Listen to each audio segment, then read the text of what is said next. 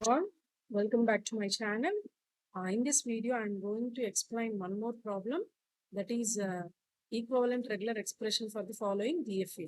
So ఇక్కడ మీకు ఒక DFA ఇచ్చారు.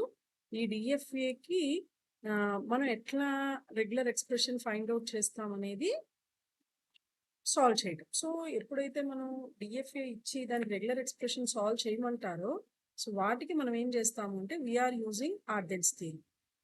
సో మీకు ఆర్డెన్స్ థీరం డౌట్ ఉన్నట్టయితే దాని వీడియో లింక్ ఇస్తాను కింద. ఆర్డెన్స్ థీరం ఒకసారి చూడండి. సో ఈ ఆర్డెన్స్ థీరం అనేది ఏంటి అంటే, జనరల్గా QPR అని 3 ఎక్స్ప్రెషన్స్ కనుక ఉంటే regular expressions, so those are in the form of R is equals to Q plus RP ఫార్మ్లో ఉంటే it has an unique solution. So that solution we can write it as R is equals to QP star. So PQR regular expressions కనుక ఉండి అవి ఈ form లో ఉంటే which has an unique solution, so that we can write it as R is equals to QP star. So ఈ formula అనేది మనం గుర్తుపెట్టుకోవాలి ఆర్డెన్స్ థియరం ప్రకారం. Next we have to write expressions for the number of states given in the DFA. So here in this problem we have the number of states are A, B, C. Okay.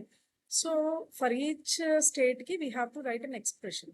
So ఏమి రాస్తాము అంటే, for example when you consider the expression A, so A తీసుకున్నప్పుడు ఏకి incoming A ఉన్నాయి, incoming transitions, find out the incoming transitions, that is A0. Next C నుంచి ఒక incoming start C0, అట్లానే start అనే ఒకటి, దీన్ని మనం ఎప్సైలాన్ అంటాం. So epsilon next A0 plus C0. Next B key. So what are the incoming transitions for B? A1, B1, C1. Okay. So A1 plus B1 plus C1. C కి వచ్చేసరికి ఒకటే ఒకటి ఉంది చూడండి, that is B0. Okay. So B0. So రాసిన తర్వాత final state ఈ మూడిట్లో ఏది? ఏ. డబల్ సర్కిల్ ఉంటే which is nothing but final state కదా. సో ఆ ఫైనల్ స్టేట్ ఏదైతే ఉందో దాన్ని తీసుకొని దాని నుంచి ఎవల్యూషన్ అనేది స్టార్ట్ చేస్తాం. ఓకే. సో ఇప్పుడు ఇక్కడ సింప్లిఫై చేయడానికి సి దగ్గర B0 రాస్తే సమ్వాట్ సింప్లిఫై చేయడానికి ఛాన్స్ ఉంటుంది, కాబట్టి epsilon plus A0 plus B, C అంటే నథింగ్ బట్ B0. సో ఇది మనకు వచ్చింది. ఇప్పుడు నేను బిని సాల్వ్ చేయాలి నెక్స్ట్. సో కాబట్టి I have to take the expression of B, A1 plus B1 plus C1.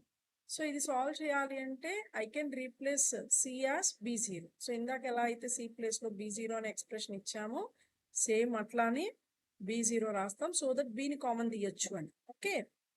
So A1 plus B common తీస్తే మీరు అలా కామన్ తీసేటట్టు రాయగలగాలి. Okay. Just a minute, I have plug in my laptop, forgot it to charge.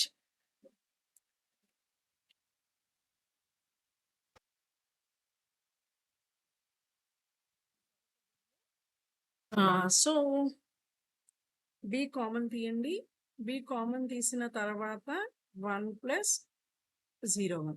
ఇప్పుడు ఈ expression మీరు observe చేయండి. మీరు ఏ ఎక్స్ప్రెషన్స్ తీసుకున్నా వాటిని ఈ ఫామ్లో ఉండేలాగా మీరు తెచ్చుకోవాలి. సో ఇప్పుడు నేను ఇక్కడ ఇలా రాశాను, సి అంటే బి ఉంది కదా, బి కామన్ తీస్తే బిని ఆర్ కింద కన్సిడర్ చేస్తే ఇది QP సంథింగ్ రాయటానికి ఛాన్స్ ఉంది అని మీరు అనుకుని రాయగలగాలి. ఓకే. సో కాబట్టి ఇలా ఫామ్ లో ఉంటే which may write it as ఎలా రాయొచ్చు? R is equals to QP star, isn't it? So ఇక్కడ Q అంటే A1, ఆర్ అంటే ఏంటి B, P అంటే ఏంటి 1 0 1. ఓకే. సో కాబట్టి R is equals to, R అంటే నథింగ్ బట్ B, Q అంటే ఎంత A1, P అంటే ఏంటి 1 ప్లస్ 0 1 హోల్ స్టార్. సో నేను B సాల్వ్ చేస్తే నాకు వచ్చిన ఈక్వేషన్ ఇది. దీన్ని నేను ఇప్పుడు ఇక్కడ ఏం చేస్తాను, ఈ ఎక్స్ప్రెషన్లో సబ్స్టిట్యూట్ చేసుకుంటాను. A0 ప్లస్ B అంటే ఏమొచ్చింది నాకు? A1 plus 1 plus 0 1 whole star. Okay. ఇప్పుడు నెక్స్ట్ ఇక్కడ ఏం చేస్తాను, ఎప్సిలాన్ ప్లస్ ఏ కామన్ తీయండి, ఎందుకంటే ఇది ఆర్ అనుకున్నట్టయితే మనం Q ప్లస్ RP ఫామ్లోకి తేగలగాలి. సో ఏ కామన్ తీస్తే మనకి ఏమవుతుంది 0 ప్లస్ 1 ప్లస్ 0 హోల్ స్టార్. ఇది మన కామన్ తీసినప్పుడు. ఇప్పుడు ఇది ఈ ఫామ్ లో ఉంది కాబట్టి మళ్ళీ అగైన్ దీన్ని ఎలా రాయొచ్చు, R is equals to QP star కింద రాసేయచ్చు. సో ఆర్ అంటే ఏంటి A. So which is our final state result. Q అంటే ఏంటి ఎప్సిలాన్ ఇంటూ పి అంటే ఏంటి 0 plus 1 into 1 plus 0 1 whole star. Sorry మా, here I have forgot to place 2 zeros. B అంటే రాశాను, ఈ 2 zeros ఉండిపోయినాయి కదా, సో 2 zeros కూడా యాడ్ చేసుకోవాలి. ఓకే, సో 0 ప్లస్ ఓకే 0 ఏ కామన్ తీస్తే 0 plus 1 1 plus 0 whole star 2 zeros. Okay, so 0 plus 1 into 1 whole star 0 0 అనేది నా పి. ఈ పీకి ఏం చేయాలి, హోల్ స్టార్ రాయాలి. ఓకే, సో అప్పుడు epsilon into something 0 plus 1 into 1 plus 0 1 whole star 0 0 whole star. So this is an equivalent regular expression for the given DFA.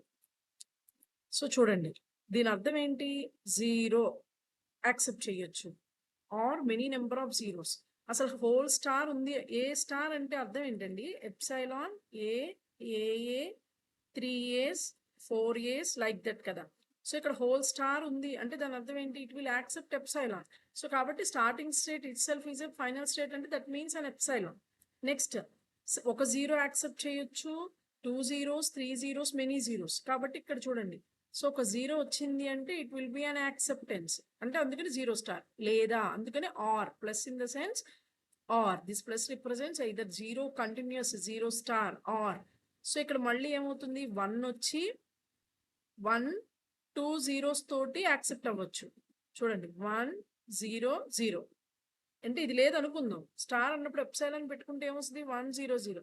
So ఈ 1 0 0 కూడా రిపిటేషన్ 1 0 0 1 0 0 1 0 0 ఎన్నిసార్లు అయినా రిపీట్ అవ్వచ్చు.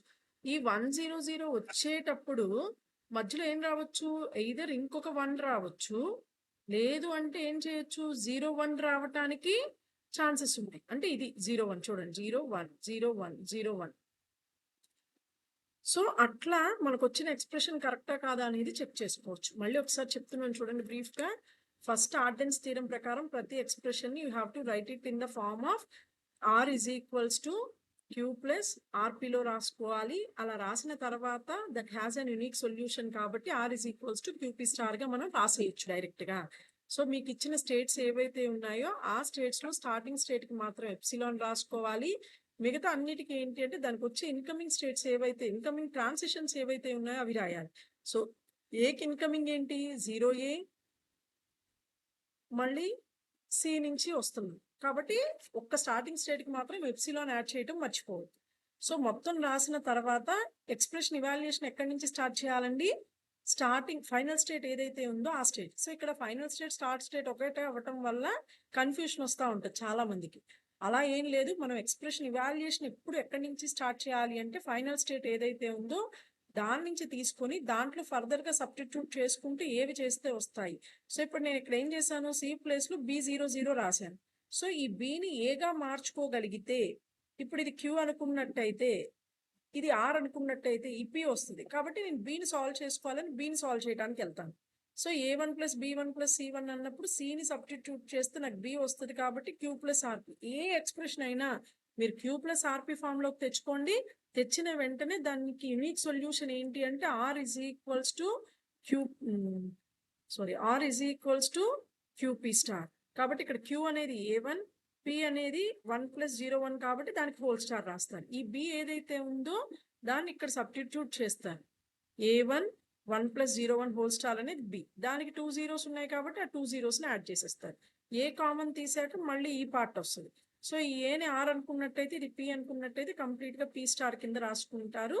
సో దాన్ని మనకు వచ్చిన ఫైనల్ ఏదైతే ఉందో that is the regular expression for the given DFA.